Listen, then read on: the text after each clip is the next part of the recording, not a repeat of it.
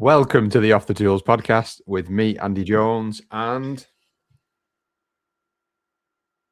Wayne Bettess.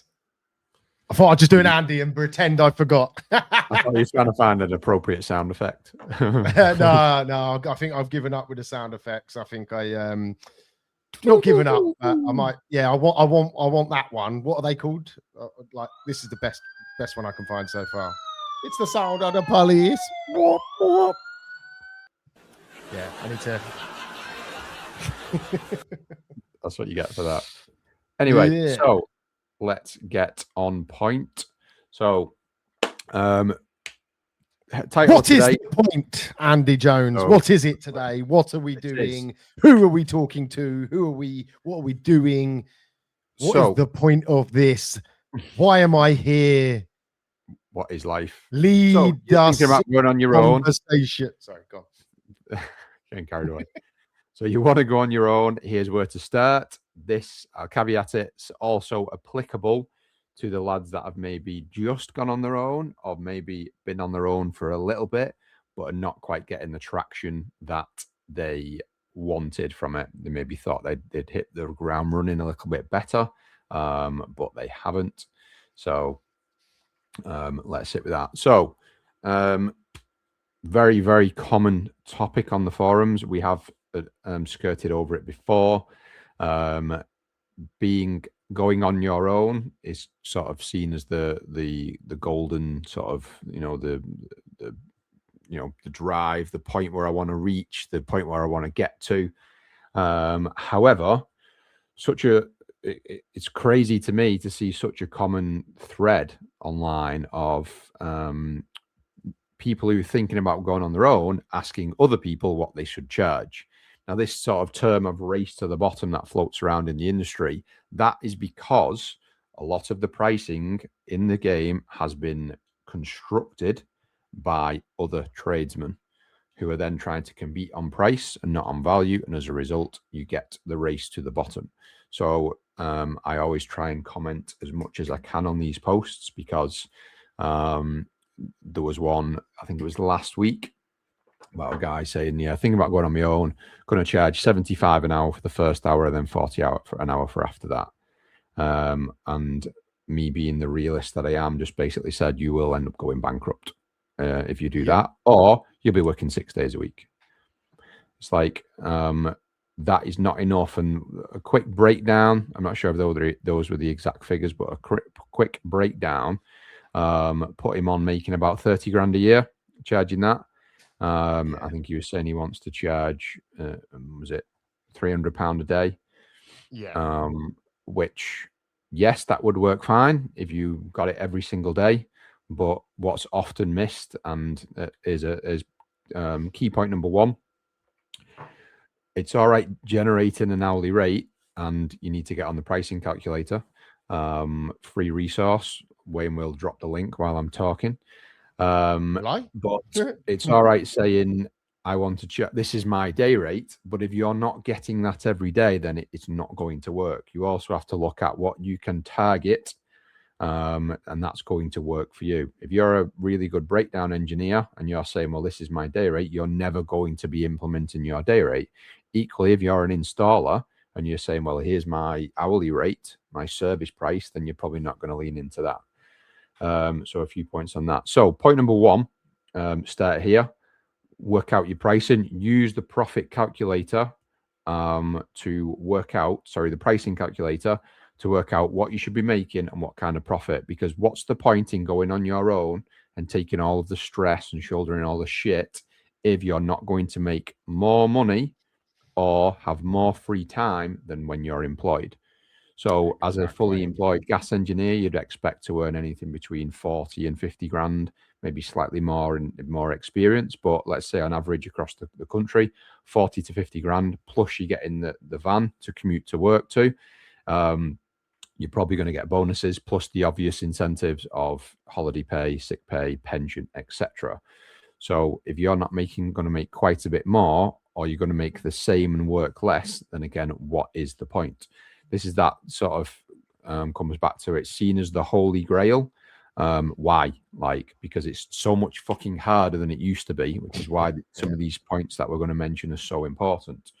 So first, get your pricing nailed down. If you're thinking about charging less than £100 per hour, then don't bother. It's 2026. If you're charging less than £100 an hour plus that, there's no point in going on your own.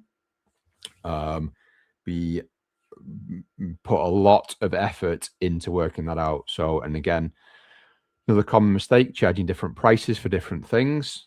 Time is money, time is time. Don't be charging 50 quid for a tap and then charging 100 quid for a boiler service, because it's going to take, similar amount of time.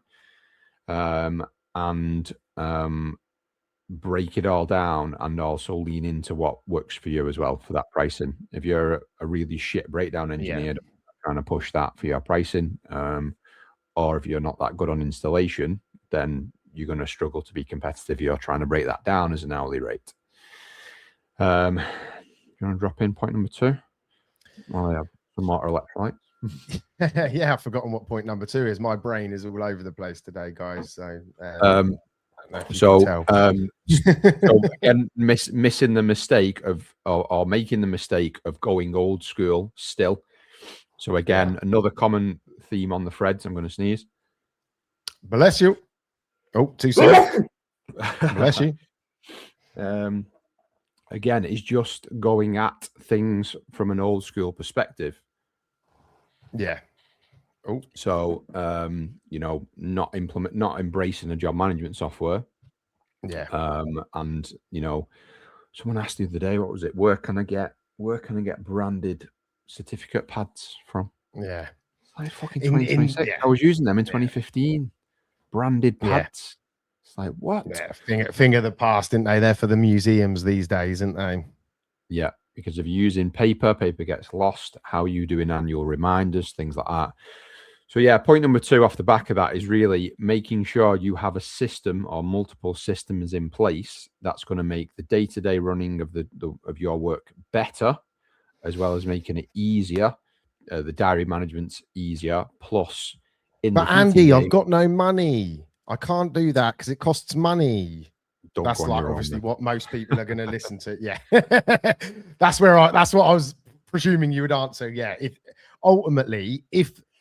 you are starting a business and you haven't got some level of resources to invest in that business, then maybe you shouldn't be starting the business, because you couldn't open a shop without any systems or stock or anything like that, so why do people feel that they can just start a trades business because they have the skill set to do it? It's a crazy mentality, really, isn't it?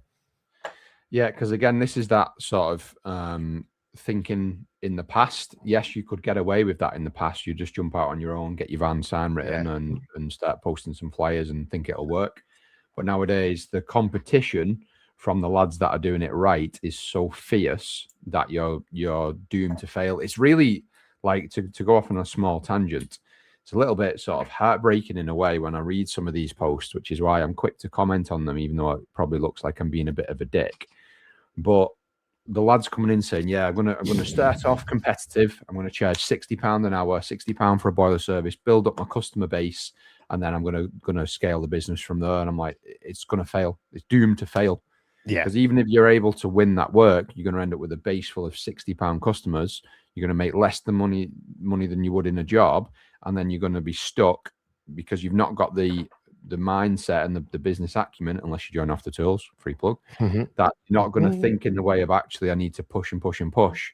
And then you're going to be scared of losing those customers. So what's going to happen is you're going to be stuck with £60 customers, and you're going to go nowhere, and it's going to be too hard to push those. You're just going to end up being a busy fool, being the man in the merchants. Yeah, I'm stacked out. Yeah, but you're not actually building anything. Yeah. And that's easy. Yeah, that's the easy choice. And that's why so many do it, because it's easy just to go in low, get busy, and then you feel like you're achieving something, when in reality 5 years will pass and you'll look and you'll be like, hang about here. You know, I used to get holiday pay. I used to finish work and be finished. And we don't sell working for yourself very well, do we? You know,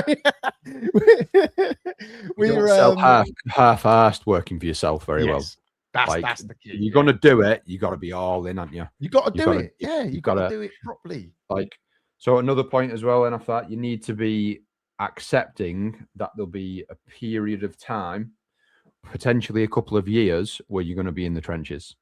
You're going to be deep in the trenches. If you want to grow a business, you can't swan around like you're employed with the same attitude. It's going to be out trudging the streets, delivering flyers. It's going to be working late to make sure you're making enough money, because there's no point in, you can't try, even if you match your income, you've got to think about where the lead's coming from. So you're going to have to be out there making more money so that you can push money back into marketing. Because again, you've all heard me say this a million times, the lads that say, I don't do any advertising, I've never needed to, and wear it like a badge of honor. That is no longer viable in this industry, because the landscape has changed. And again, sorry if you don't like what I'm saying, but that's just the reality. The landscape have changed, and it's not like the lads, and it's, you know, this is no slight on you, on your skill set.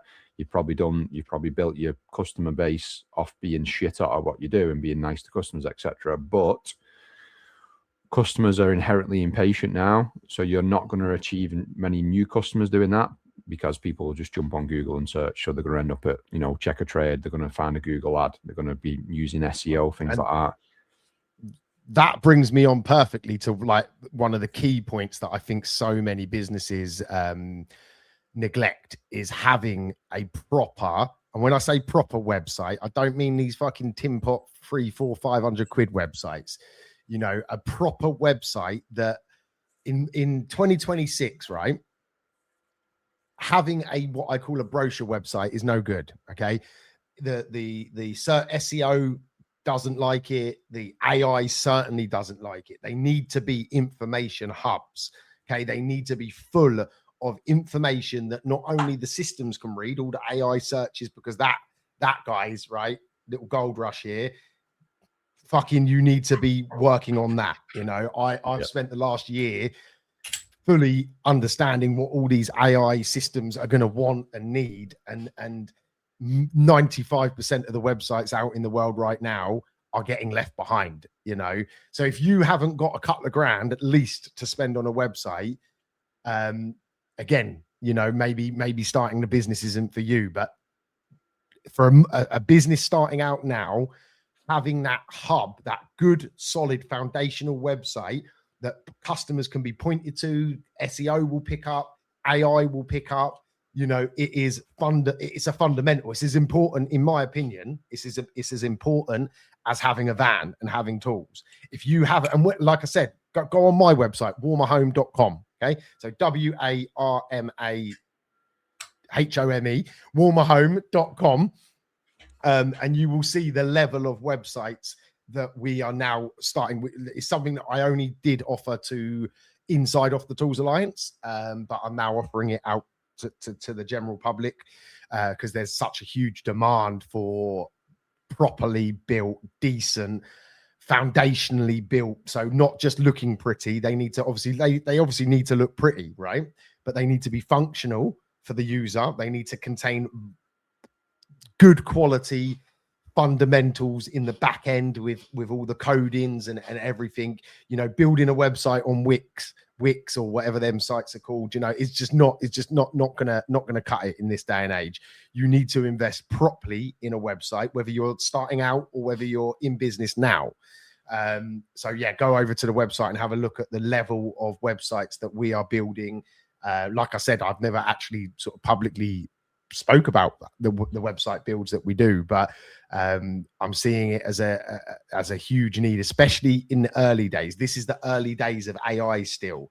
So if you can get ranking on the AI searches, it's a little bit like WhatsApp and text message. You know, for a generation, text messaging was the leading platform until 2010 time, when WhatsApp come out, and then year on year on year, WhatsApp slowly replaced text messaging as the number one platform. And SEO is still important because it plays a very big part in the AI searches, but the AI searches are just going up and up literally daily. More and more people are using things like ChatGPT, Google AI, using Perplexity, Grok. All of these platforms are stealing the traffic from what were native searches.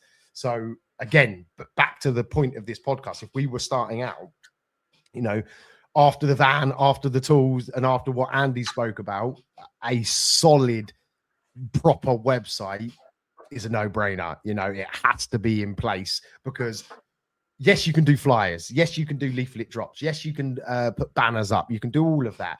But you need to be driving people to be able to learn a bit more about you and be helpful and showcase information. And I don't just mean blogs, right? Blogs are 2015. You know, they need to be helpful, insightful questions, answers, you know, clear dialogue, like explaining how things can be helped, how you can help them and how to fix things. And yeah, you know, like I said, go over to my website and you'll see a prime example. And on the website, there's some examples of some recent projects that we've done, implementing all of the skills that I've been honing in on over the last couple of years on as this has all emerged. Yeah, so that was just another point. Sorry, Andy, I just segued us a little bit there. Yeah, but no. Touch point. So first 90 days. So we're going to keep this one. I'll try and keep this short and sweet. But okay.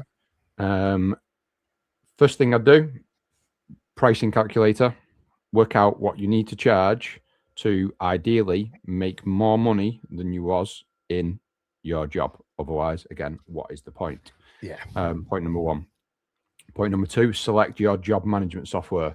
Do not try and go on your own without a job management software. You are doomed to fail. Yeah. Even if you can make it work with the paper cert, how are you going to send annual reminders? It will turn into a shitstorm. Point you number just two, leave so much money on the table, wouldn't you? Yeah. Yeah.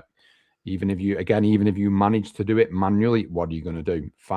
Keep it in the stack, pull the customer data from it, manually email them, manually text them, get a job management software, get ServiceMate. Wayne will pop the link up now while I'm talking to the Off the Tools software page. We can have a chat about any of these softwares that I'm about to talk about. Get ServiceMate. Yes, there's others out there. There's other cheaper ones out there. You can get, Tradify, Gas Engineer software, etc. But if you're meaning to do it properly, don't half-ass it. Don't cut corners. Get a proper job management software that's going to do way more than just send them certs. You want to be able to run in diaries. If your plan is to have some staff, don't fucking bother with a cheap one-man band type software, even if it's for later down the line. Get started with ServiceMate. It's the best domestic job management software, not just from a usability. It has the most open API, things like that we spoke about before. It does all of the stuff that that you need to start with, and then it can do more later down the line. So it can book your jobs in, run your diaries. It can send booking confirmations, booking reminders, a text when you're on the way to the customer. It can integrate with your Apple Maps in your van. It can take you straight to the job. The customer can track you when you're on your way, like an Uber. It will then also allow you to do your certs in the jobs, and then it will automatically send annual reminders, and you can set all that yourself. So you can send, for example, an 11-month boiler service reminder. And as an added bonus, you don't end up with a camera roll full of photos of jobs because you store it all in the system. You take the photos in the job management system. They're attached to the job, so everything is housed nicely in one place. So as you grow, other people can add their own photos to jobs, and you can see a history of things. And it's not all just reliant on, most people use their personal phone, as their business phone. So it gives a nice clear separation between work and life, doesn't it? Yeah, absolutely. Next thing, website. Yep. Website. So absolutely fundamental. A good website, you've got to be found.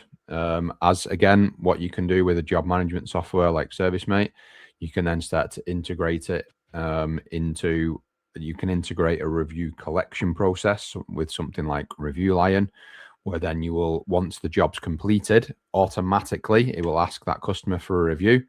That will just scale your reviews without you having to do anything. If you don't have a job management software, you're going to be trying to do that manually. Yes, it can be done, but what about when you forget? What about when you, oh, now it's been a week since I did that job, shit, and then everything turns into chaos. When you get busy, that's going to fall off the wayside. You want to be automating that. Reviews are the currency at the minute of word of mouth. They've replaced word of mouth. People aren't down the pub asking for someone now. And if they are they going to be your type of customer? You're going to want these premium customers who want that quick response. They want the stuff we've just spoke about with the reminders and the notifications and the text on the way. Get your reviews built up. That's going to better position your business. If you can afford it, even if it requires putting it on a credit card, get the van wrapped. That's going to start to build credibility. What you can then 100%. Do is pull that design from the van and implement it into some flyers, which then comes on to the next point of make sure you're dropping flyers. They're very cheap, very overlooked. Wayne refers to it as primitive marketing. It's very, very overlooked nowadays because it's so easy to do everything online. But they're very cheap. They just use time. At the start of your journey, you're going to have a lot of time and not much capital. So use the assets that you have. Yeah, absolutely. So match the van that way. I'll give you a quick run through. I'm trying to keep this as short and sweet as possible. Quick run through. You get to the street where your job's in. You complete your job. After that, you do 5 flyers each side of the house you've worked. 10 across the road. You've now leaflet dropped that street. Your flyer matches your van. Everyone's seen what's going on. They can maybe speak to that customer in that street. Oh, what did you have done? Oh, I had a boiler service. He did a cracking job. I got a text when he was on his way. And that's how you scale. That's how you leverage the modern technology of your job management with primitive marketing of that. Next step is, hang on, a dry throat. Next step is start to implement a more premium quoting system. So by now, Quote Lion should be ready, I reckon.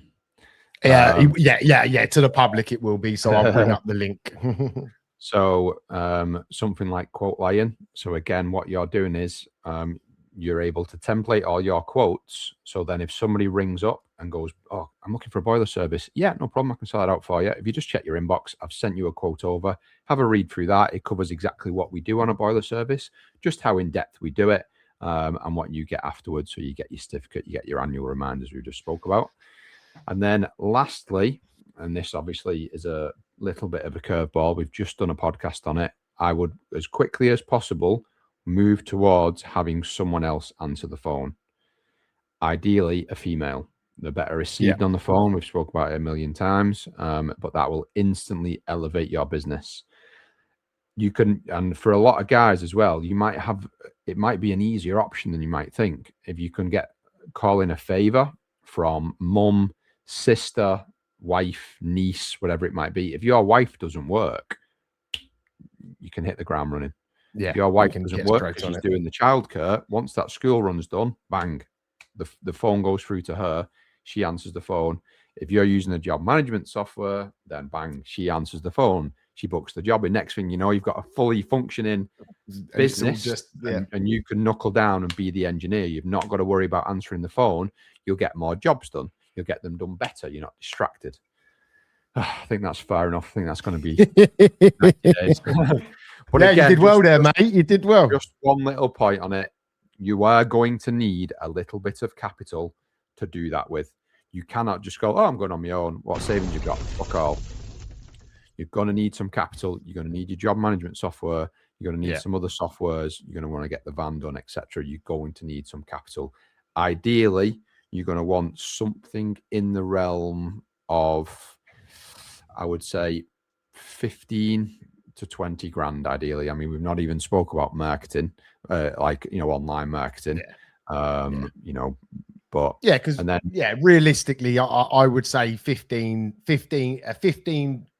give or take 5 grand either side is a very good starting point to give the business the best chance in life. Because like things like websites, a couple of grand, van wraps, a couple of grand, building out the right systems, you know, to 2, 3, 4 grand, whatever, depends on the levels that you're going to, you know. Then you start looking at like workwear and, you know, professionalism and all of that. Yeah, it's probably creeping 15 to 20. I think if you want to make a serious attempt, that is, you know, you could just do the old school route and go like everybody else does and just bumble along. But if you want to kickstart, if I was starting today, if I had to start from the beginning, I wouldn't start without 15 to 20 grand ready to use and invest. Again, that word invest, not spend. I would invest that money to give myself the best start in life. And that would be everything that myself and Andy have just discussed in this podcast, and everything that we've discussed in the last hundreds of hours of discussions, you know. And if you don't have something, it's not just to invest, it's a little bit of a buffer as well, that you would want to be able to not get so panicky about trying to secure any jobs you can, because you've got that little bit of a buffer in place. So that's going to allow you to be a little bit more steadfast with your pricing structure. So you're going to be able to actually, well, you know, you can be a little bit more resistant. You're not going to bend. You're going to go, actually, well, I really need that 60 quid. So I'm going to just do that job for 60 quid. You can stick to your guns, because the reason the pricing side of things is so important is you won't feel it at first. You'll feel the benefit at first. If getting the 60 quid job means either getting 60 quid or getting nothing, in the short term, you're going to want it because, well, it's 60 quid, you know, better than nothing. Yeah. But what a lot of the lads miss is, well, actually, if I keep doing those 60 quid jobs, you're going to end up with a shitload of 60 quid customers. Yeah. You're filling your pond with the wrong type of fish, aren't you? You can't moan that you're not catching carp if you haven't put the right bait on to catch carp. You know, you got that was a different analogy. I like that one. I don't use. I'm not a fisherman. I threw it in there. So it's, and hopefully I reeled you in as well. It's so